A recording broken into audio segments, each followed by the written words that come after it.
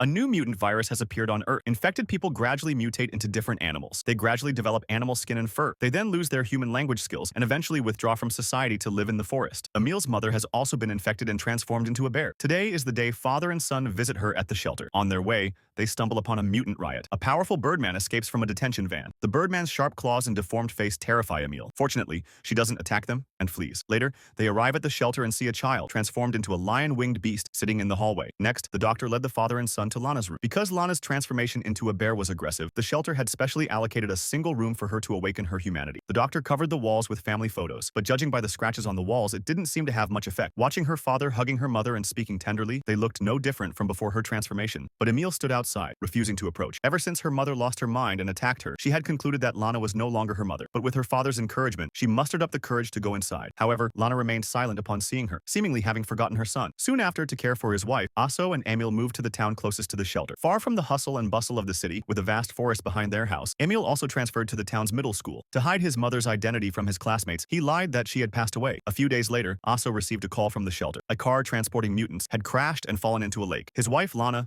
was among them. Aso rushed to the scene. Fortunately, Lana wasn't on the death list, but the surviving mutants had fled to the nearby jungle. When Aso returned home that night, he hung his and his son's clothes on the tree behind the house, so that Lana could follow the smell to find her family. But Emil was not very cooperative. He felt that the mother who had turned into a bear had lost her humanity. The next day in physical education, Emil was assigned to the tug-of-war team. For some reason, he, usually weak, suddenly became energetic. He single-handedly resisted the pull of 4 people on the opposite side. Fortunately, his classmates didn't notice anything unusual, but he himself could clearly feel the changes in his body, so he ran home before school was over. He rummaged through the drawers and found a pair of tweezers. He applied it to his fingernail. He pulled out a claw from under his nail. He hurriedly took off his clothes. He examined himself in the mirror. When he saw the bumps on his back, he realized that he had also been infected with the virus. He would become like his mother, a monster that everyone hated. Emil curled up in the bathtub in despair and cried bitterly. Only the dog comforted him without any disdain. What's your guess for the next part? Drop it in the comments and don't forget to subscribe so you don't miss it.